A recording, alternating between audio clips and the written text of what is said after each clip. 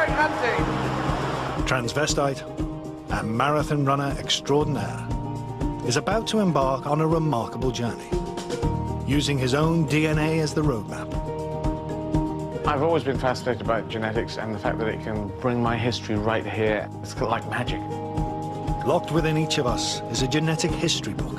It reveals not only our deep ancestry, but also the journey of mankind across the globe. This is it, the birthplace of the Exodus, the first Exodus. Recent breakthroughs in genetics will allow Eddie to use his own DNA to unlock the secrets of where he and we came from. Instead of going back to the last couple of hundred years, we're going to go back to the last couple of 100,000 years.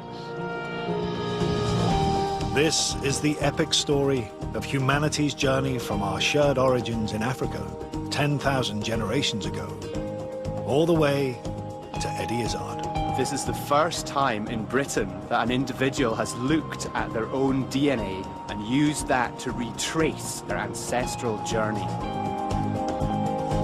My ancestors came across here. And finally, he'll bridge the gap between his genetic and family history. I believe we are related to each other. Oh, it's Eddie Izzard. Fancy that.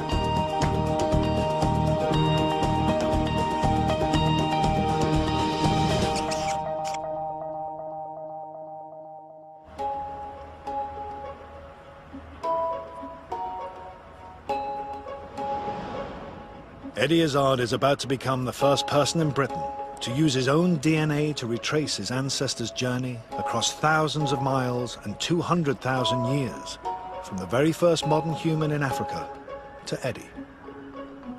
He's beginning by donating some saliva to science. God, I think I've done it. One spit. It seems like an unpromising start to an exploration of deep ancestry. Science in action. This is Blue Peter. But Eddie's spit contains DNA. DNA is found within our cells. It's the instruction manual that helps build and run our bodies. Scientists have also found another remarkable use for it. Locked within our DNA is a genetic route map that reveals how our ancestors migrated out of Africa and went on to populate the rest of the world. It's the tool Eddie will use to help him retrace the human journey.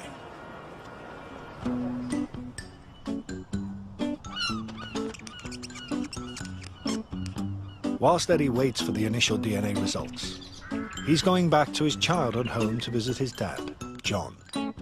He's the inspiration for Eddie's quest.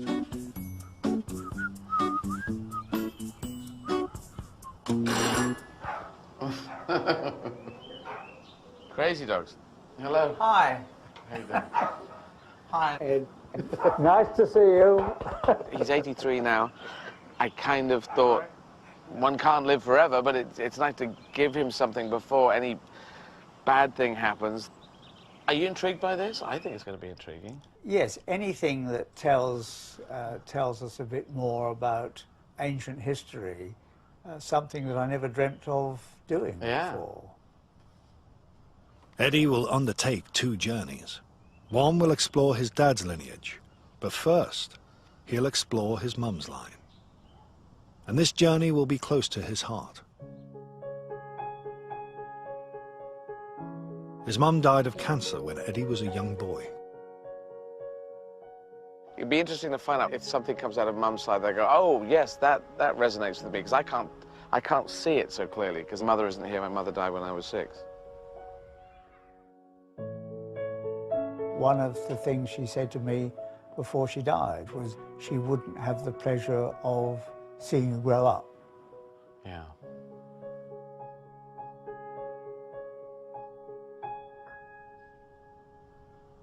Well, whatever we find will be fascinating. This is the first time, apparently, anyone's done it, apart from scientists checking other people. This is the first time anyone's gone on this journey. I think they've done it with animals. But animals are not good chatters on television. Well, they don't say a lot, no. Not, not that we can make out, anyway. As part of his journey, Eddie will also discover where traits like his blue eyes came from. But it's not just what makes us unique individuals that excites him. I look for connections. That's why I do gigs in French, and I'm going to do them in German and Russian and Spanish, just so to find connections around the world. We're all the same. Here's my dad now with dogs. He's walked out that door many times. So it's connections. That's what I'm looking for.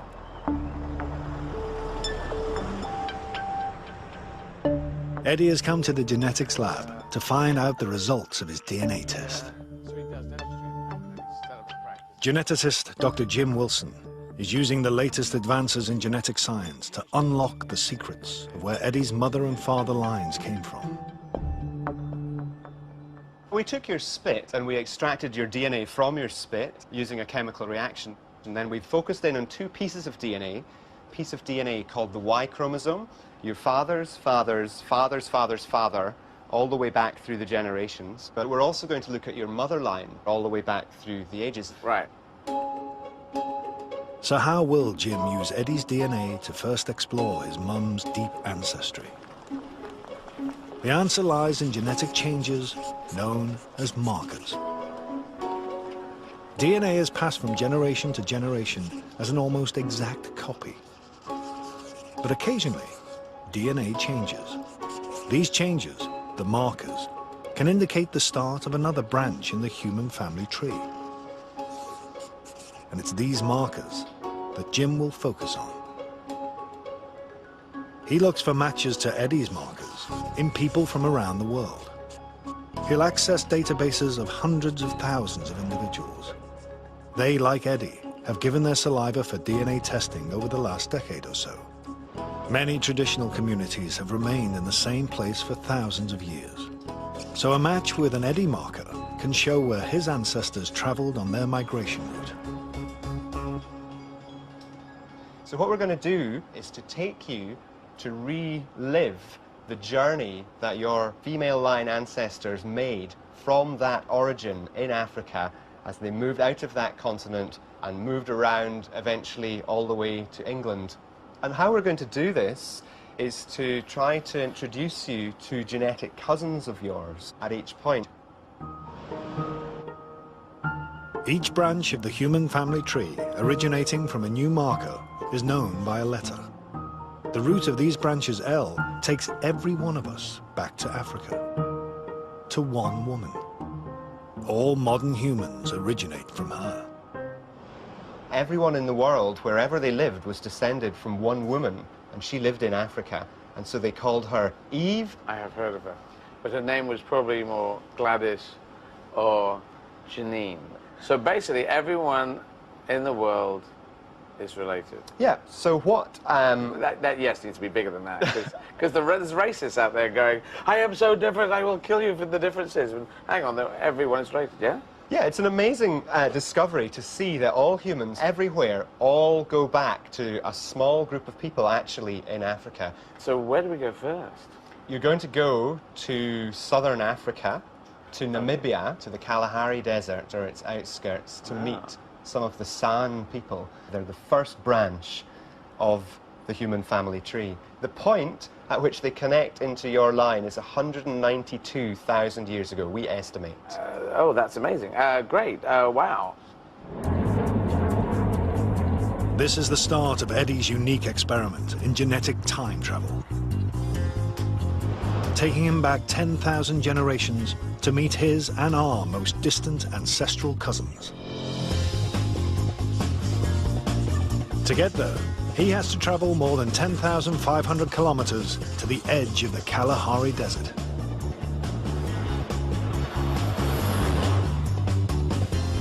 This arid bushland is a tough environment, and would have been for our ancestors. The San Bushmen who live here are one of the last remaining peoples to preserve the hunter-gatherer way of life our ancestors practiced almost 200,000 years ago. Wow.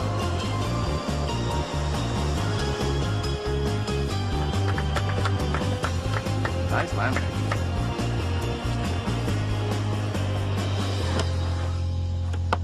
Just how I remember it. Wow.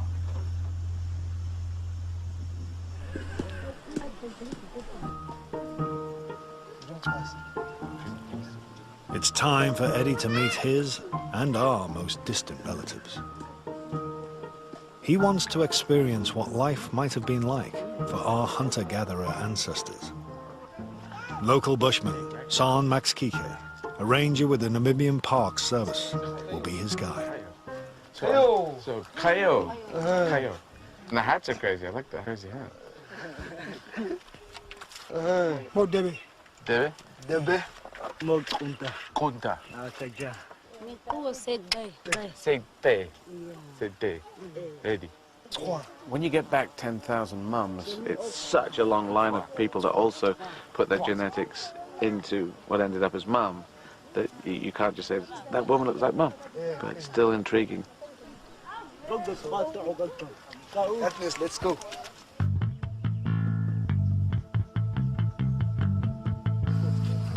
Hunting gets all the plaudits, but then, as now, gathering would have made up the vast majority of the diet. Eddie's first task is to gather tubers, roots that retain water. Their plant stems are easy to identify, but the tubers themselves lie deep underground. So just down there, yeah? Yeah, just down there. The bushmen often use the tubers to quench their thirst and even cook them like potatoes. How far down do I go?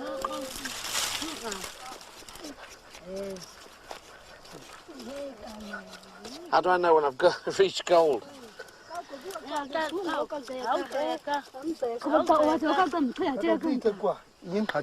don't know where I'm going now, so that I'm digging. Okay. Going to the supermarket seems a lot easier. I see there's a whole string of them. Yeah, now you can pull it out. Okay. Thank you. Kaja. That's gathering. Nails still intact. Eddie's painted nails, the only outward sign of his cross-dressing, have set tongues wagging. Actually saying that seeing you having painting on your nails like you want to become a woman. I know what that is, part of what's in me. I have girl and boy in me. Yeah, we're asking if possible you can Yeah, we can do paint yoga. nails, but it's Eddie promises the ladies a manicure before he leaves. But do you have the You get paint them. with you? I do actually.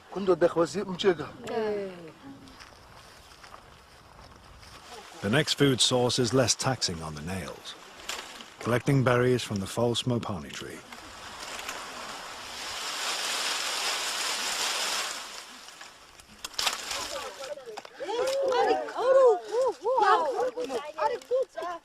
I agree with them. They're all saying, hey, what the fuck, man? Now I'm looking for berries. Now I'm on a quest. 2 berries. 3 berries.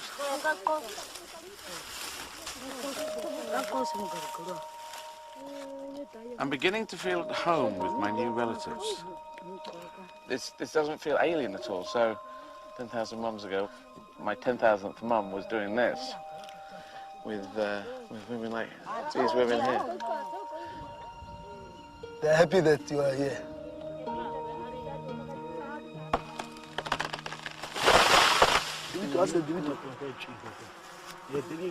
And they're not pissed off? We'll be in a bit.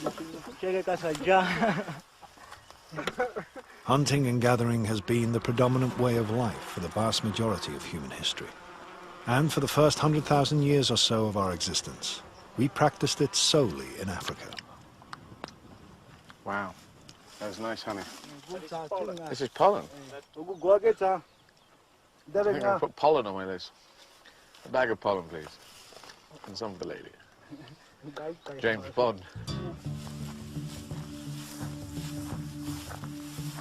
One of our greatest allies in this hostile environment was fire. It didn't just keep us warm and allow us to eat more nutritious food. It also protected us from our animal enemies. Eddie's newly found relatives teach him how the Izards made fire before the invention of the safety match. I always wanted to be able to make fire. It's one of those things on my list, making fire. I thought it would take me like couple of weeks of training, but once they give you the right sticks and you work out what to do, it's such an amazing thing.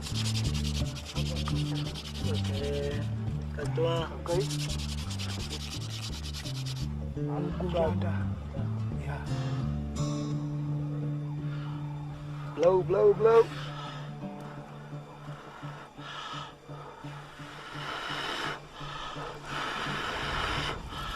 Yeah.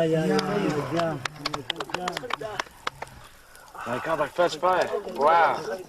This just made my first fire. Ah. He was looking at your nails and said, it looks like a flag of a country. Oh yeah, that is. This is my country, this is my continent.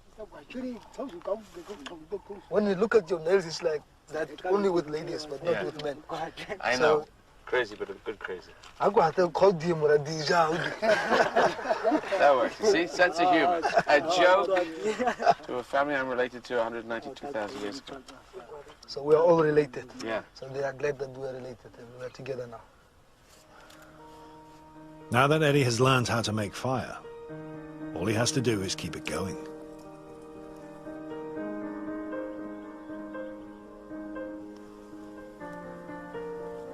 With San, he wants to experience how his ancestors survived the night.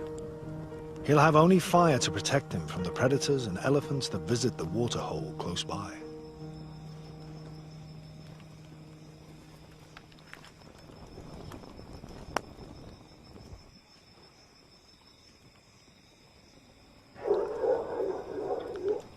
Holy cow. You heard that? It sounded a bit like a lion, but that is an elephant. Yeah, that's an elephant. Just drinking or coughing? He's making a lot of noise.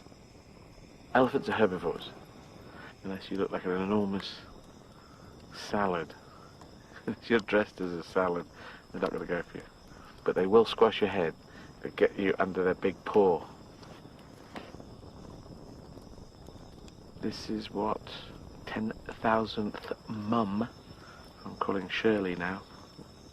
Must have done. She must have sat out around the fire. It's so black out there, so dark. Obviously, you've got to keep this fire going. That is your safety. Don't go anywhere. Do not venture out beyond this flame.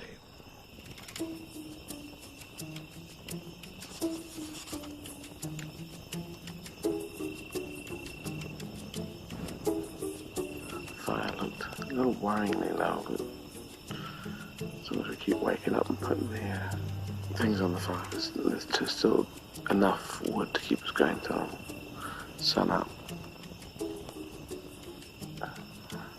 Can't hear animals, can't hear elephants.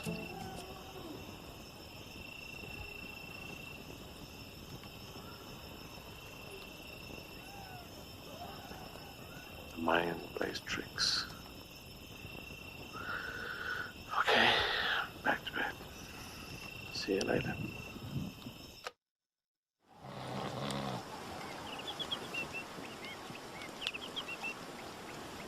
The following morning, Eddie hasn't been carried off by hungry herbivores. It was quite a night. I didn't think at all about my ancestors. I was thinking about me trying to survive the night. I was a little bit anxious because I thought we might die. If some predator had come, San knew what to do, but I didn't know. What if they got some? This is what they did. Okay, they've got some. What do I do? Now, don't be pathetic and run off. You've got to do something in the hell. I kept that stick near me. I thought, poke things with sticks. I had these pathetic backup plans of how to deal with whatever. It's almost time for Eddie to begin the next leg of his genetic journey. But not before he fulfills his promise to the ladies.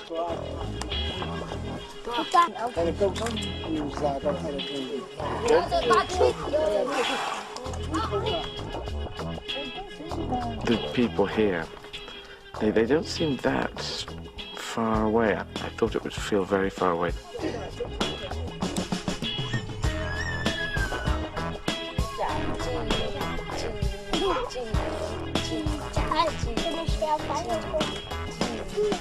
Thank you very much. Thank you. It'll be 15 minutes. Just.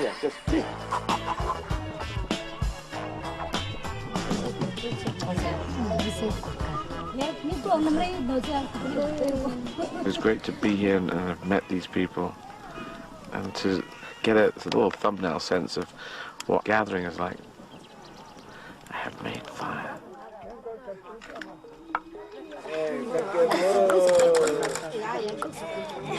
The next leg of Eddie's DNA time traveling will take him forward 140,000 years, to sometime before 60,000 years ago. By then, modern humans had colonized the enormous continent of Africa in search of more hospitable places to live. This, despite an estimated total population of no more than 20,000 people. Scientists have DNA tested traditional communities, and with the results have created a map to show how humans migrated across the world. Dr. Jim Wilson is now using this information to discover where Eddie's maternal line traveled. Eddie's next key marker gave birth to the L3 branch. This is seen today particularly in East Africa along the shores of the Red Sea. About 40% or more of the people there today share this marker with Eddie. So it seems like his ancestors must have moved through this region at some point in the past. But what's really interesting is the next marker after that, which produced the N branch. This is not really seen in Africa today. It actually arose in Arabia. So we think this points to the place where modern humans first left Africa at some point before 60,000 years ago.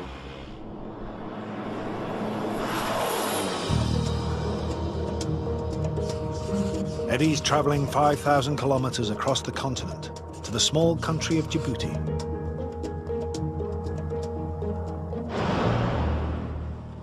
He wants to reach the place where modern humans probably first left Africa, a narrowing of the Red Sea, known as the Bab el-Mandeb Strait.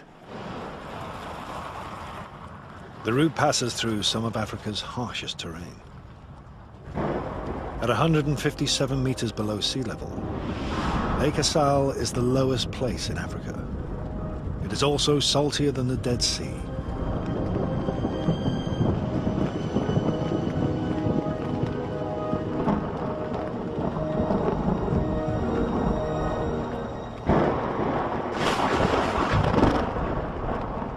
Who the hell comes here? Anyway, they dig up salt from here, so there are people who live here and work here. I prefer to be in Croydon. And I was feeling car sick, and then fear goes into this, and then... So anyway, I don't want to be here. If you lived here, you'd go, this is Mordor. And then after a while, you go, Mordor, my kind of town. If you don't know Mordor, it's, of course, the Lord of the Rings place where Mr. Bad Guy lives, the guy with the one big eye. Just think, imagine way back, if you heard that, you would think that was the gods being angry, or having a bad tummy. Probably a lot of guys who said, this is how God's angry. They're angry with you, Steve. But anyway, we're probably going to get hit by lightning. Despite his fear of getting fried by the gods, Eddie's determined to press on.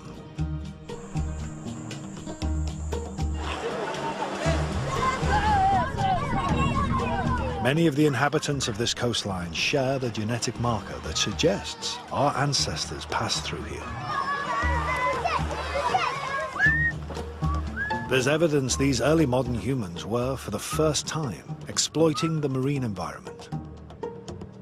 Deposits of shellfish from an archaeological site show they were harvesting the fruits of the sea.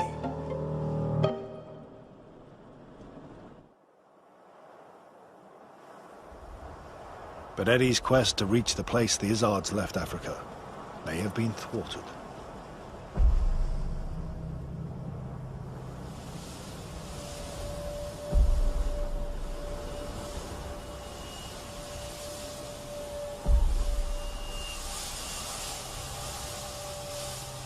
We're in a dust storm, and so if you're going at 15 kilometers an hour, you just can't see anything. So we don't know what we're going to hit, so we will stop for a while.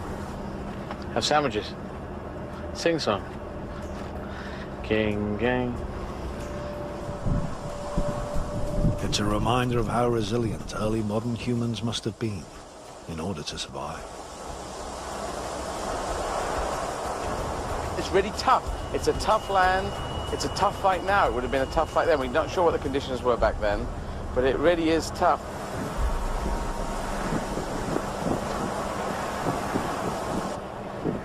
Nicola, who was driving, has decided to continue. He feels happy that driving into the sand. We've got military people with us with guns, so we can shoot invisible sand monsters that come.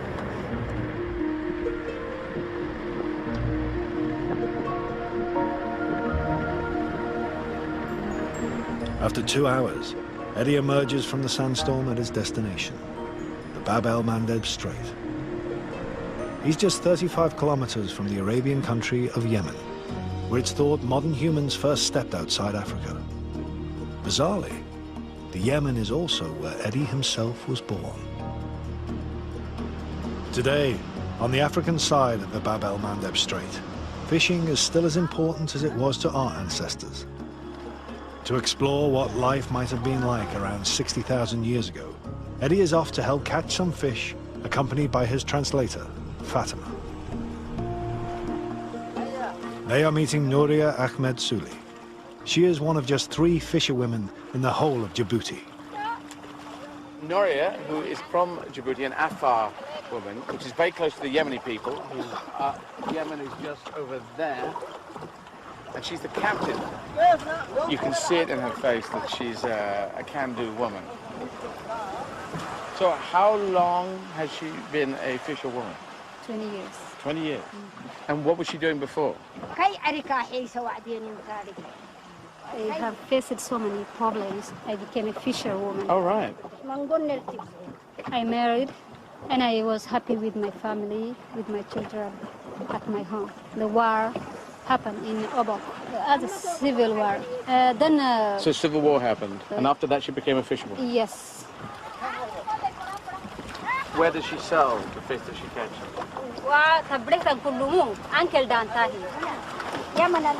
Only in Yemen? Here, they pay 250. There, they pay 1,000 francs. Okay, so 4 times as much for the fish. Yes. And when she goes to Yemen, does she go over Bab el-Mandeb? That is the route you take? She goes in this boat, she goes to Yemen. Yes. Does she speak Arabic? I speak Arabic well. I speak Somali also. All I can say is, Ismi Eddie, ولدت في عدن في اليمن. Just Ismi Eddie, ولدت في عدن.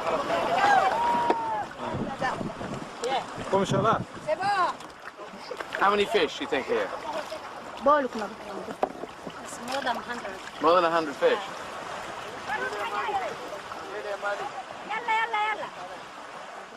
You've got to get the fish out of the nets, which is really tricky, and not break the nets.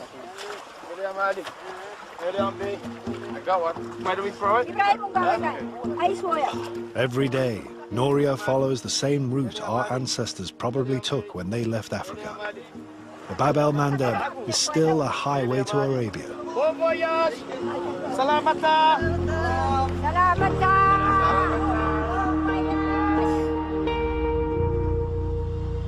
No one knows for sure why modern humans left Africa, but our innate curiosity and environmental change may have been 2 important factors.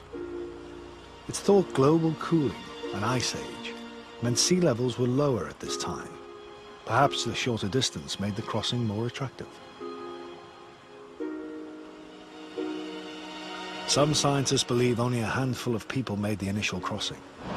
Remarkably, it's thought that only 2 women gave birth to the rest of humanity outside Africa.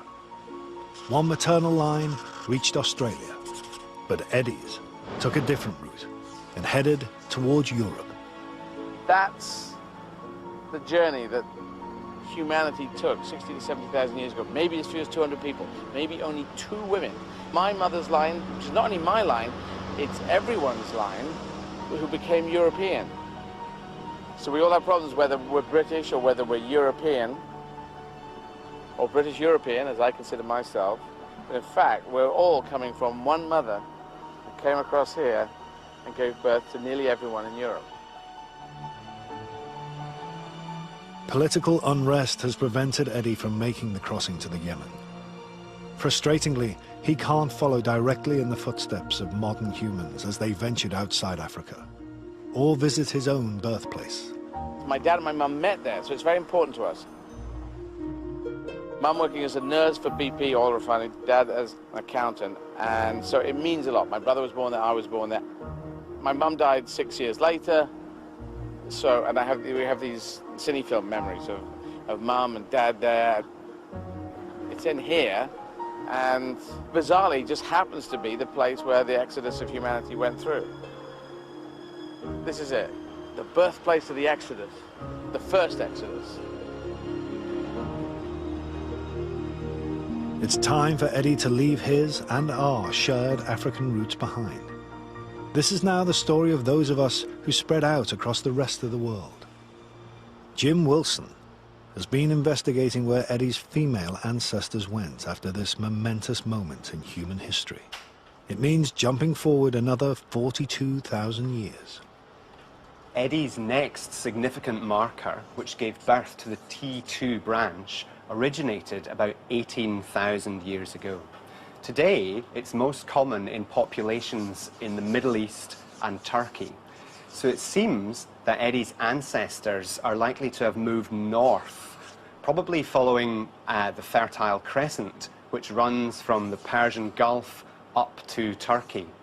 And it seems like they were still there for one of the most significant turning points in human history, the birth of agriculture, about 10,500 years ago.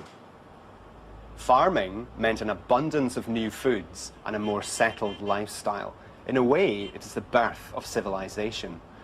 And it's here that something very interesting happened to Eddie's and many of our ancestors' genes. The next step in the motherland journey is to go to Turkey. And you're going to learn more there about how agriculture took hold. And you're also going to learn where your blue eyes came from. Where my blue eyes came from, that is very interesting. Thank you very much, Dr. Jim. That'd be good to go to Turkey. My parents went on honeymoon to Turkey, to Istanbul. To explore his ancestors' roots in agriculture, Eddie's traveling to Turkey's Black Sea coast. Turkey has some of the earliest archaeological evidence for the domestication of cattle and sheep. This area is still known for dairy farming. Some of the people here share Eddie's marker. Eddie's meeting farmer Fatima Teskan and her family, who are carrying on the tradition. So do I need to hold? Yeah, you can hold. Yeah, maybe like... Local guide, Boket Sahin, joins Eddie to translate. And how often do they milk the goats? Every morning. Do you make cheese from this milk? She makes her own homemade yogurt, homemade butter, Right? all different kind of cheeses. All right, from the goat's milk. Yes. Milk is especially useful for Fatima's family. Her son had a tumor in his brain. She thinks goat milk is much healthier, especially for children with diseases. Right. The domestication of animals gave humans a valuable new food source from dairy products. But there was a hitch. Adults in many early agricultural communities were intolerant to milk. Genetics came to the rescue. What exactly is this, Fatima? Ayran, And what is it made of? su var ve tuz var. Goat milk, yogurt, water, and salt. Here you go, so I'll just have a bit of this. Eddie and most Europeans can digest milk due to a genetic change that occurred around this time. It means we can process dairy products beyond infancy, whereas many people in the rest of the world can't. So I can taste yogurty in there. It's really nice and fresh and has a salty aftertaste. So thank you. When I was a teenager, I used to drink 1 litre a day. I used to neck it. I loved milk. I still do. I thought at some point I'm like becoming Chalk Boy, the calcium kid, you know. This ability to digest milk wasn't the only genetic change that occurred to Eddie's family around this time. You have blue eyes, I have blue eyes. Do other people in your family have blue eyes? Kendi ailem, babam, kardeşlerim. Her father, all her siblings, and both of her children has All right. blue eyes. Yeah, cool. Eddie's guide, Bucket, discusses the most up-to-date theory on the remarkable origin of blue eyes. A recent study by a team of genetic researchers in Copenhagen University. Okay. Everyone with blue eyes can be traced back to Black Sea coast 10,000 years ago. Everyone with blue eyes can be traced back to Black Sea? Yes. Wow. It was a single person. That's very curious. Blue eyes originating in one person isn't the only surprise. Both parents need to give blue-eyed genes to their offspring. So given that even today most of us are brown-eyed, the trait shouldn't survive at all. Why doesn't it die out? One of the most popular theory is that it is very attractive. And when there was a shortage of men, as they were hunters at that time, women with blue eyes were more desirable. So it's the sexual selection, and it's very attractive, like gorgeous eyes you have. Yeah. I always miss eye colours. Do you notice eye colours though? Women tend to notice eye colours better than men.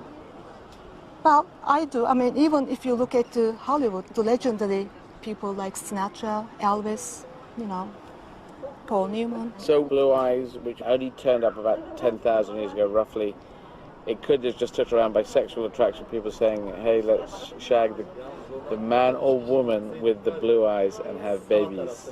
For whatever reason, blue eyes have persisted. They're doing the rounds.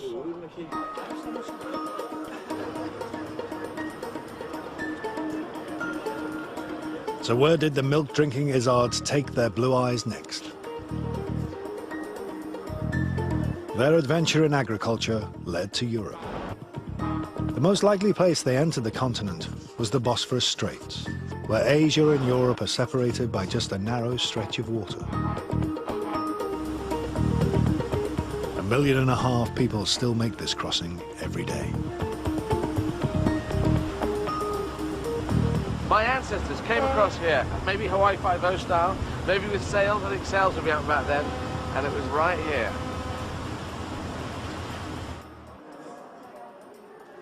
On the European side of the Bosphorus, Eddie can't resist staying in the hotel where his parents honeymooned. Tuba Attis is a manager at the hotel. We're really happy to accommodate you here. Okay. This is the previous divan here, and your family stayed here 904. Oh, really? Yes, How do you know this? Of course, we searched the records? Yes, Oh, the wow. records, yes. This is the same room you're staying. This is in the same room? Yes. Can I take these pictures back to my dad afterwards? Or get a copy? Of course, this is for you. Wow. I'm in room 904. I don't know if you remember the room you were in, but apparently it was this one. Yeah, that's to get the view. We had a good view of the Bosphorus. I've got a bit of a view of the Bosphorus, but unfortunately the Hyatt Hotel has come along and built a bloody great big hotel in the way of the Bosphorus. Does happen, yeah. Also, Mum's actual heritage comes through Istanbul, where you were on honeymoon. Yeah, so that's kind of just another irony. All right, Dad. You keep him well. Yeah, keep him well. We were all kind of knackered. All right, mate. Good Thanks to for the call. No problem. Talk to you soon. Bye now. Bye. Around 7,500 years ago, Eddie's mum's line probably moved into Europe as part of the agricultural revolution. The spread of farming into Europe is a bit like the scramble for land in the Wild West. You have to imagine with something around 8 million people in the world at the time, many of them in the Middle East, that there was a continuous pressure for new land for agriculture. It looks like there were two main migration routes into the continent. One into Central Europe, following the main river valleys, and another hugging the Mediterranean shore of Southern Europe. Eddie's direct lineage headed northwest into the heart of the continent. But before he explores where they went, he's first going to check out what happened to some ancestral cousins who entered Europe along its southern fringes. Over the next 5,000 years, they settled in some very interesting places. Hello? Dr. Jim, where am I off to next? You're going to Pompeii. Pompeii. Pompeii in some way is representative of the next stage where great civilizations are developing, and of course they're all entirely based on agriculture. So we're going there at a time that's before it blew up. Just around about 79 AD, I think. Oh, around 79. Oh, right. Okay, we're going there Tuesday before explosion. Yeah, exactly. Right. Pompeii will be exciting. I've been intrigued to see Pompeii for years. I think I'm quite good at imagining what it would be like to be there as a Roman. That will be fascinating. By 79 AD, Pompeii was a flourishing Roman town in southern Italy with a population of 20,000 people. But its residents were unaware that they were sitting on an active volcano.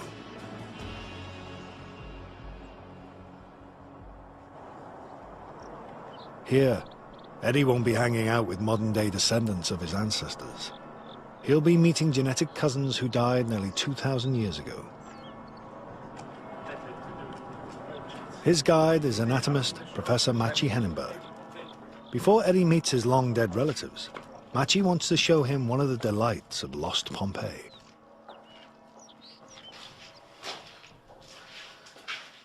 So, shagging. This is a house of sex? Yes, so people came here for entertainment, okay. And they had paintings showing what is happening here. This was done on stone. That's doggy stone. Yes, well, they're showing various sexual positions, which is fairly similar to what one can see on the internet today. Yes. Actually, and they're showing some curiosities, like people with double penis, for example. Oh, really? Is that a medical thing? I have no idea. Yes, it is. Yeah. I'm an anatomist. I study anatomical variations. Okay. And actually, both double vagina and double penis happen. Oh. Okay. That sounds crazy. And the beds are telling us how small people were. All right. Yeah. It shows that people were, on average, about 100 millimeters, 10 centimeters shorter than we are today. Then there is a toilet. Romans were much more open about the toilets. So, for example, they had communal toilets. A lot of people actually sat here, right here, in this very space, doing a poo, having a chat, saying, just having a poo, I'll be right back in for number 4, bit of number 4, and a bit of that old number 2, a bit of 2 and 2, a bit of 4. And food is across the road. I'll have a poo, we'll have some sex, and then we'll go and get a McDonald's.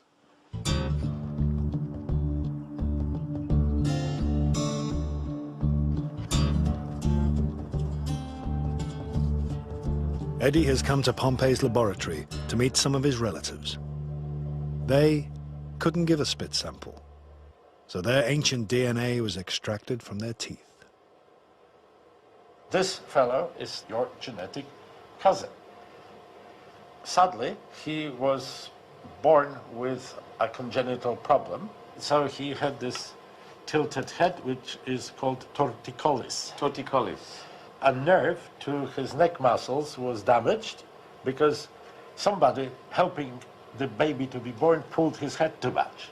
And therefore we both share something with him. Because you share his genes, right, and I shared his condition. Oh, really? Because until I was 12, I walked like this. So otherwise he was quite a handsome fellow, as most people sharing your genes are. So. This is what I heard? Yes. Eddie's genetic cousin died in 79 AD, when a volcanic eruption overwhelmed Pompeii. I mean, logically, people were leaving. Why did this family stay? I think we discovered why. And here's the answer. All right, and she's also your cousin, a young woman, about 17 years of age. She was 17? She was 17 at the moment of her death, and she carried a baby in her belly, and the baby was just about to be born. It was the last month of pregnancy. So the family says, we have to stay with you. And she was huddled in a corner of the room, protecting her baby, holding a bunch of coins to her breast, wearing heavy jewelry that stained her bones, the shoulder blades, the forearm bones, and her head is stained too, so she had some kind of a headdress. Okay, this is all kind of fascinating and tragic at the same time. 13 members of the same extended family died together. Eddie wants to visit the place where it happened. This is huge. The house belonged to Caius Julius Polybius, a former slave and successful politician. They were lying here in this room, the old man on the floor, and next to him a teenage boy, and the boy was holding father's hand. They must have been already afraid. And at the feet of the teenage boy, a younger boy, a few years old. And eventually they were covered by more and more of the ash. And this is the other room where the rest of the family died. Here was the 17-year-old young woman, covered in her finery and with the baby in her belly. That's where she eventually died.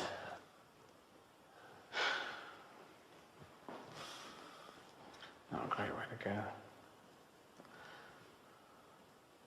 They found about 20 centimeters of ash in the rooms, which would have blown in. So if you think about how snow works, it must have been, the ash must have been about here. He must have been wading through the ash. So they were trying to hold on to things. A baby was going to be born, and then they died.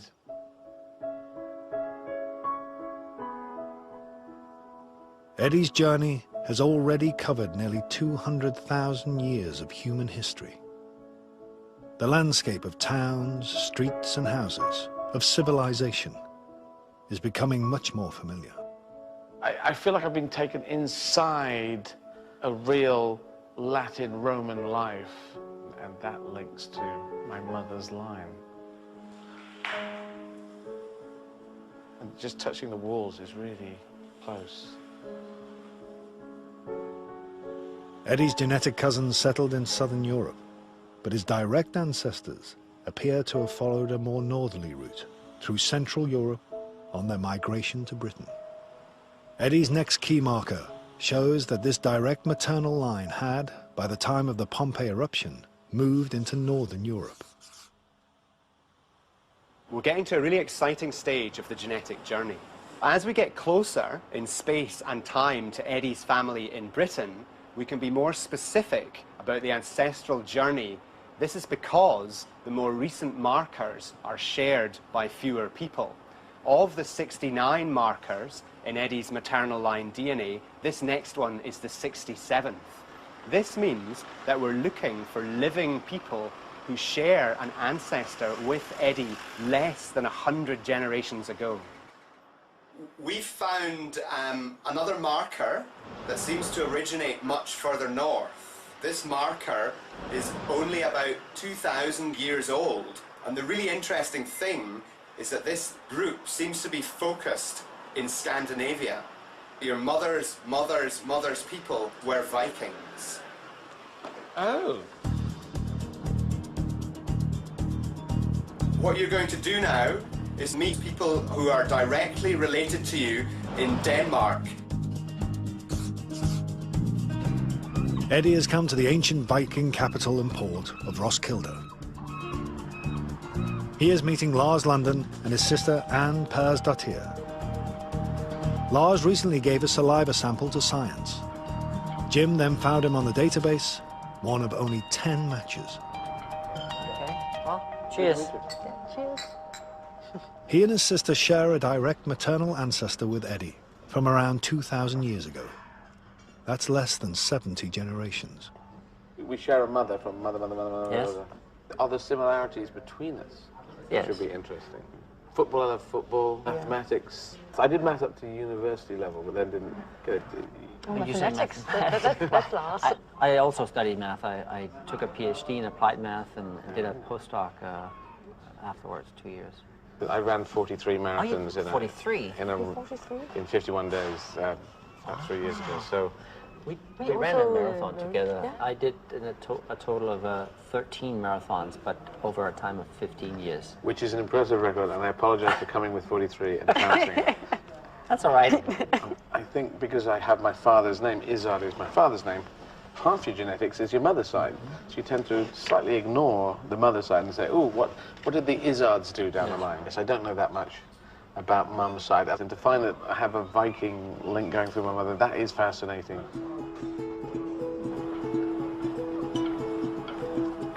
The closest Eddie can get to his mum's Viking roots is to put himself in the place of his newly found ancestors. Straight your arms, lean forward, and you pull. As they prepared to lay waste to a swathe of Britain. Perfect.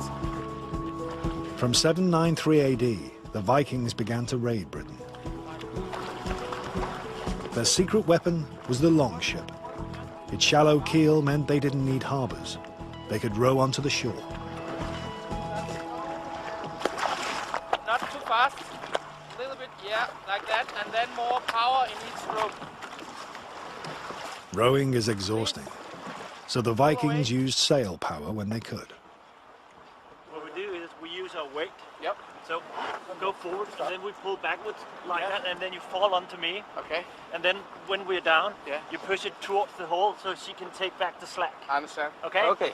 And pull. Oh, that was too much. Again, we will just go. Don't I fall on you? No, not yet. Just okay. Down there and push it.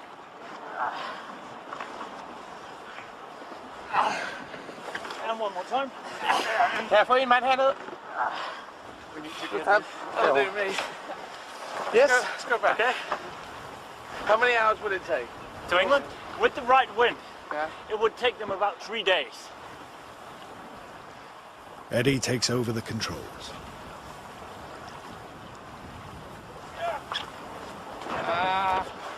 You're turning the ship slowly. You have to do hand signal. You're turning the rod a little bit too much. Careful. Too much. A little bit more gently on it. Yes, there. I want to do an extreme one so it showed up on the screen. Yeah, that's much better. Very beautiful. Coming very close to my Viking heritage. They obviously went over and did a lot of killing and pillaging, which wasn't so good, but it's fun to have a Viking link. Despite the reputation for rape and pillage, Eddie's maternal ancestry suggests Viking families came to Britain too, as part of a second wave of immigration. Maybe they got a boat right here. Maybe someone from my family got on a boat right here and went across and killed someone who was over there and said, can we steal your house? Yeah, anyway. So now I've got to go back to Britain to see where this leads. It would be so interesting to find some sort of link through the mum's side of the family coming in.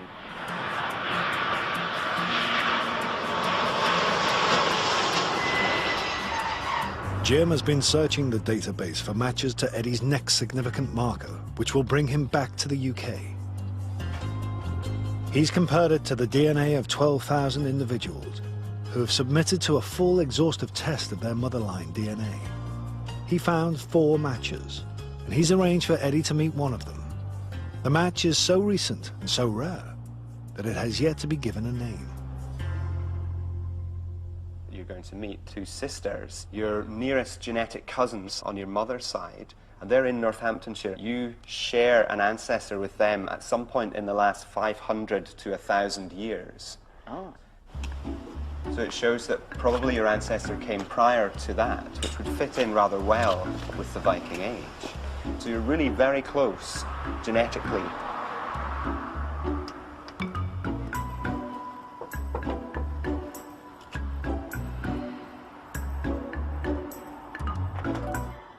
Hello. Hi, I'm Jackie. Hello, Jackie. My name is Eddie. Hello. What's your name? Hi, I'm Jill. Hi, Jill. Apparently we're related Yes. through genetics and stuff. That's pretty interesting. Jill, can I come into your house? Yes, sure, come in. The sisters share a common maternal ancestor with Eddie, Yes. possibly as few as 20 generations ago. We are ancestral cousins. Yeah, when you think in all these thousands of years, that it's just amazing. Yeah. The point is we're quite close as relatives. I thought we would be Anglo-Saxons, being blonde and blue-eyed. Right.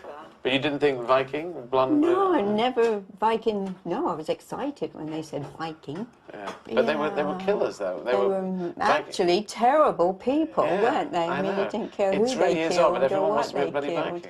My mother died when I was a kid, you see, so it's interesting to suddenly have this all open and have the mother's line. This newly found link to his mum encourages Eddie to tell the sisters about the impact of her death.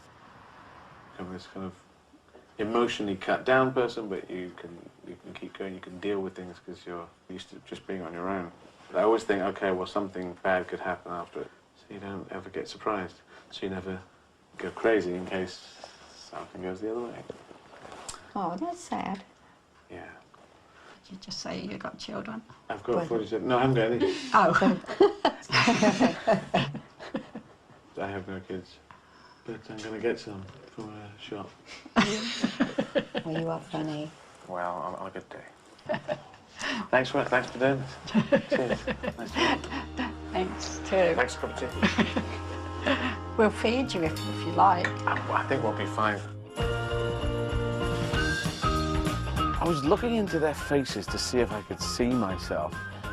Not essentially, but they seem very young at heart, and game and lively, so I identify with that. It's fascinating to meet people with whom I so recently share ancestry. In the lab, Jim has one final surprise for Eddie. He's been looking for matches to Eddie's most recent marker. It's actually incredible because we found that you had a marker in your DNA no one else I've ever looked at carried. It probably means it happened rather recently. It's unique. Yes. Well, it tries to be special. I don't know, it makes you feel good, but it could just mean that you're an idiot. And none of the people had the change that we saw in your DNA, so it was quite exciting. Wow. We're still working on this, Eddie. We don't know all the answers ourselves. Right. Unique sounds cool. I told you you were unique when I first met you. I believe that at some stage soon we will find a match to Eddie's unique motherline marker. We'll discover many more markers in his DNA and in our DNA. This is only the beginning of what the science can do. 5 years ago, this groundbreaking journey would not have been possible. We've all got these journeys, but to suddenly have it spelt out like that is amazing. I knew my mum for 6 years, and then she went, and now I know these huge chunks of stuff about mum, going all the way back to Africa, through Turkey, getting all the way up to Denmark, and her lineage probably came in 1,000 years ago. And the Vikings would have landed in the seas of Britain, weather like this, and would have scared the bejesus out of everyone. But maybe my mum was in the second wave. Maybe that we were accountant Vikings coming in and saying, how many swords you got? So, to find out now about my father's life, that would be very interesting to put those two together, because I am interested in what goes together in me of my mother and my father, and to find out where he comes from. Next time, Eddie discovers how the male Izzards battled with the Ice Age and slept with an alien species. You know, oh, sorry, mate. You can't get much more masculine than that. And good news, that's tomorrow night at 9 here on BBC One. And there's more good news from Russell Howard. That's over on BBC Three right now.